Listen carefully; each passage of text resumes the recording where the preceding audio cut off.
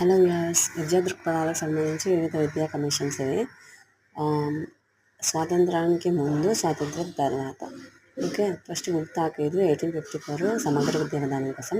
Hunter commission 1882 would సిఫారసు సాధ్యాసాధ్యాల గురించి. భారతీయ విశ్వవిద్యాలయ కమిషన్ 1992 కొత్త విశ్వవిద్యాలయాన్ని స్థాపించకూడదు, ఉన్న వాటిని సంస్కరించాలి అనేది. గోఖలే తీర్మానం 1911 ఉచిత నిర్బంధ ప్రాథమిక విద్యను అమలు చేయాలి. సాడ్లర్ కమిషన్ 1917 కలకత్తా విశ్వవిద్యాలయ సమస్య గురించి. హాథర్ కమిషన్ 1929 ప్రాథమిక విద్యా ప్రగతికి అవరోధం కలిగించే సమస్యలపై. సార్జెంట్ నివేదిక 1944 విద్యాభివృద్ధికి విద్యా ప్రణాళికను రూపొందించడం. ఓకే, ఇక్కడ వరకు మనకి స్వాతంత్రానికి ముందు వచ్చిన కమిషన్స్. ఓకే, ముత్తాఖీదు సమగ్ర విద్యా విధానం కోసం.